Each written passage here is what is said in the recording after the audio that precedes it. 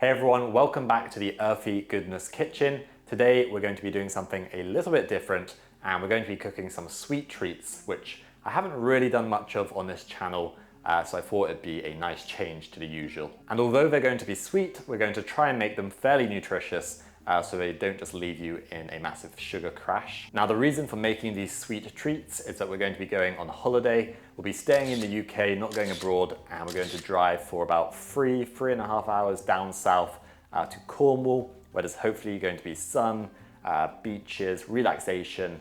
Yeah, we'll see about the sun though. We are in the UK after all. For both these two recipes, this is the first time I'm making them, so fingers crossed they work out. And if they do, I'll of course put the recipes in the description box. First, we're going to make a banana bread, but we're going to make it slightly different to the usual. I'm going to add in some tahini, some dates, and lots of lovely spices like ginger, cardamom, maybe some nutmeg, that sort of thing. So it's going to be a lovely warming and spiced banana bread. I then want to make a sort of lemon and blueberry energy bar, and how I want it to be is we're going to have one layer of the sort of oaty lemony bit, then we're going to have the blueberry a blueberry chia jam in the middle, and then another layer of the oaty lemony crumble. So fingers crossed this all works out, and we're going to kick it off with the banana bread. Okay, so of course my microphone decided to cut out, so we're just going to do a post-recording voiceover here, and we're starting off by soaking these Medjool dates in some boiling water. You could also use regular dates.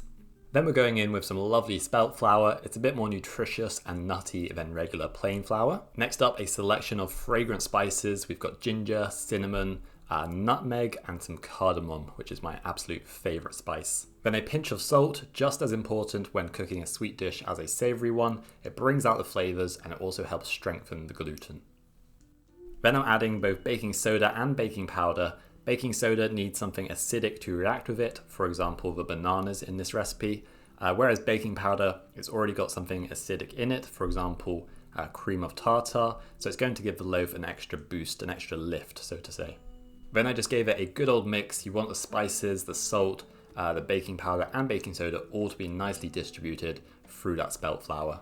Then we'll move on to the wet mix. I'm adding the Medjool dates that I've been soaking with the water into a food processor, and then some lovely nutty tahini. Then a neutral oil of your choice. I'm using rapeseed oil. You could use olive oil, but it will be a little bit peppery. Then we're going to go in with 2 bananas. Ideally you want them to be overripe, but I only had these sort of fairly ripe-ish ones. Then to give this banana bread even more warming spice, I'm adding in some grated fresh ginger. Then I nearly forgot, I'm also adding in some vanilla extract. I much prefer extract over essence. It's much stronger, so you don't have to use quite as much of it, although it is slightly more expensive. Then just give that a good blend till it's mostly smooth. You'll probably need to use your spatula to scrape it down a couple times. And then we're going to add that into our dry mix. So like I said earlier, this is a bit of a cooking experiment, so I felt it was a little bit dry and added in about 60 ml of soy milk. I also then asked my girlfriend if she thought we should add chocolate, and it was a definite yes, which I was very much happy about. So I just added in some diced dark chocolate. Fold that through and then it's ready to go into a tin, which I've lined with baking paper just to make sure it doesn't stick. Even with the milk, it was still a fairly thick batter. If the bananas had been slightly more ripe, then it probably would have been slightly thinner. So we're just going to smooth it out so it's nice and level. Then I thought it'd be nice to have a sort of tahini swirl through it, so I just whisked up some tahini, maple syrup, and a touch of water. In hindsight though, I think you could leave out the water.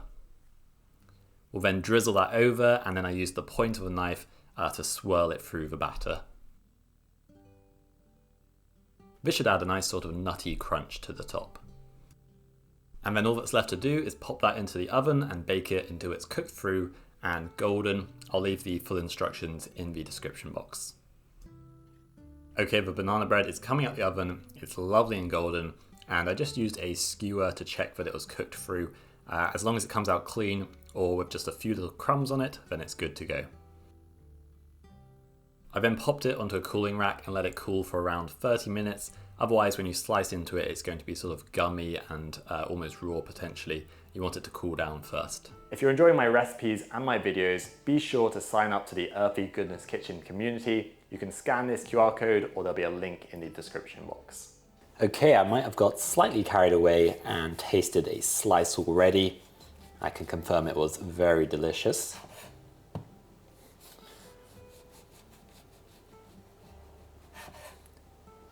It's got a nice light crumb, and then you can see those bits of chocolate in there, which are going to be really good. Of course, it's going to be slightly denser than if you were to use just regular plain flour. You could do half plain flour to half spelt if you wanted to. And I think it's going to be delicious toasted with a little butter on top, which is exactly what I'm going to do now. Okay, that's better. A little bit of vegan butter. I can see the chocolate has melted nicely now. That's going to be delicious. Let's give that a try. Looks pretty damn good. This would be great with a cup of coffee, I think. Oh, that's really good. Surprisingly light for 100% spelt flour. And toasting it just takes it to another level.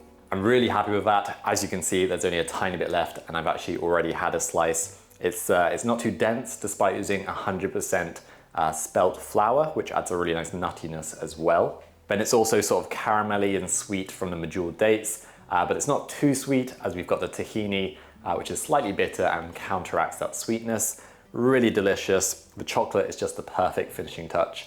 Give this a go and let me know what you think. Okay, first baking experiment I would say was a great success. Now let's give these lemon blueberry bars a go. This recipe starts just like the last one with soaking some dates. This time I've got some chopped ones which are quite dry, so they definitely need soaking.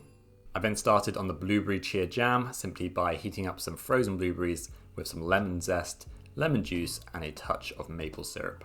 Once that started to simmer away, I then used a potato masher just to crush them up into a nice puree, releasing all that lovely blueberry juice. I then simmered it for about 5 to 8 minutes until it was a nice thick sort of jam. To thicken it even further, we're adding 2 tablespoons of chia seeds, mixing them through, and then we'll set that aside to cool down. Now that the blueberry chia jam is setting, I just went ahead and blended a few oats into a sort of coarse crumb. This is roughly what you're looking for. We're not going to be keeping the date water this time, so I'm going to drain them in a sieve and then add them into the oats. Followed by a couple of good scoops of almond butter. You could also use peanut butter if you wanted to. Now to ensure that these bars don't give me a sugar crash, I'm adding in some vegan protein powder. This is just plain unsweetened soy protein powder, but it is optional. Now I want these bars really lemony, so I added in the zest of about 1.5 lemons, and I also added in the juice of about 1 lemon. And then once again, a little pinch of salt is going to help bring out the flavors. Then we're just going to blend this until it starts to come together. If you need to, add more lemon juice like I did, or you could add in some soy milk or any plant-based milk of your choice. I like to sort of shake the processor gently to help it come together. Then I lined a tray and I crumbled in half of this oaty lemony mix, and this is going to create the bottom layer of these bars.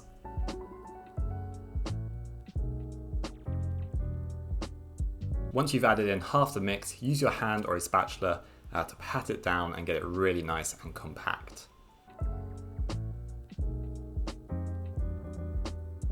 Now that the blueberry chia jam is completely cool, we can add it in, and I'm just going to use a spatula to smooth it out across the bottom layer. You could definitely use different berries, for example raspberries, strawberries, blackberries, whatever you've got on hand. Or you could even do an apple puree layer. From there we're going to crumble the second half of the mix over the top. You want to really get this nicely distributed evenly across the top so there's no blueberry jam sort of poking through. Once you've crumbled it over, once again we're going to pat it down. This time we're going to be slightly more careful just to make sure we don't sort of push out any of that blueberry chia jam.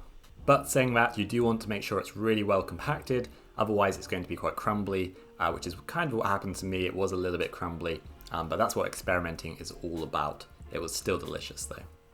And then pop that in the fridge, ideally overnight or at least for a couple of hours to just sort of set and firm up. Now I probably haven't let this set for quite long enough, but we're going to turn it out and hope for the best. Okay, the bottom layer is looking good. I'm going to flip it back over now. Okay, it's holding together so far. I think I'm going to trim off the edges and then we'll slice it into bars.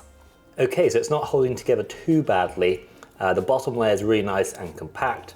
The blueberry layer is holding up nicely, but it is the top layer that is just a little bit too crumbly.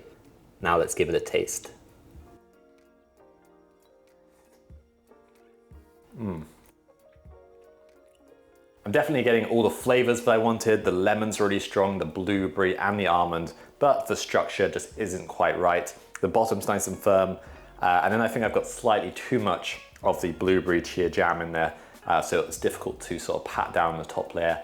So maybe a slightly thinner blueberry layer, and then I reckon we're onto something really tasty here. I also think it needs something a little crunchy, maybe like a glaze on top, and then some toasted almonds. But other than that, I think it went fairly well. Definitely needs a little bit of work. But that's what experimenting in the kitchen is all about. So I was considering not uploading this video because the blueberry bars, they didn't turn out quite how I was expecting. Just trying to see where Poppy's gone. Poppy! This way! This way! There she comes. Bouncing towards us. See if I can catch her. There she is. Meow. Let's give her a treat. Do you want a treat? Do you want a treat? Good girl. So yeah, like I was saying, I wasn't going to upload this video as a couple things didn't go quite to plan, like the blueberry bar texture wasn't quite how I wanted it. But that is the reality of cooking.